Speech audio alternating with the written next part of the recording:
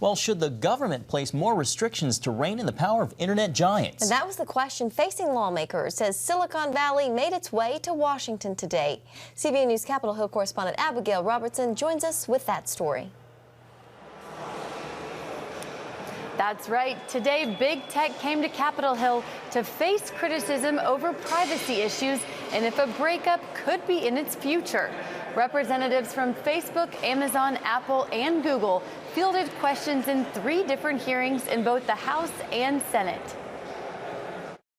You really think people should trust you with their bank accounts in our economy? I just think that's delusional. Senators were united in highlighting major concerns over privacy protections as Facebook prepares to roll out its own cryptocurrency or digital money called the Libra.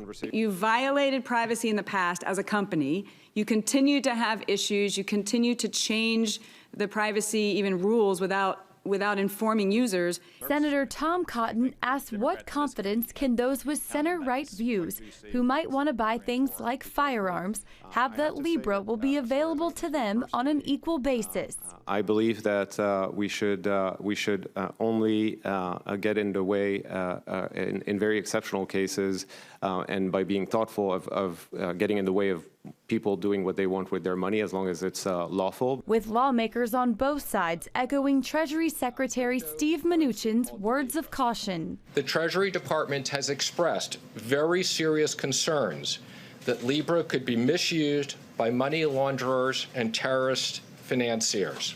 And in the Senate Constitution Subcommittee, Chairman Ted Cruz brought Google in for questioning on censorship, particularly of conservative voices and videos. If they don't like what you're saying, they just hide what you're saying. That is essentially a fraud on the consumer, and they're deceiving the consumer because they've got a political agenda. Over in the House Judiciary Committee, if you don't want to use Google, there are many other information providers available. executives from Apple, Amazon, Facebook, and Google made their case in the bipartisan antitrust probe, questioning their enormous market power. And our competition isn't just here in America. We compete with companies from all around the world. Congressman Ro Khanna, whose district covers Silicon Valley, tells CBN News he believes big tech needs to be regulated.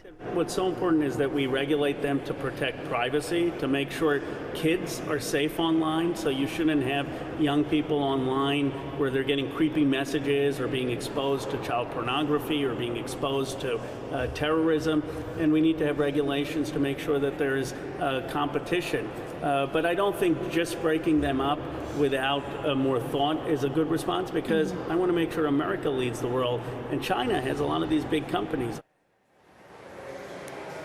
Candidates are also taking on big tech on the 2020 campaign trail, with Senator Elizabeth Warren unveiling a regulatory plan to break up America's largest tech company.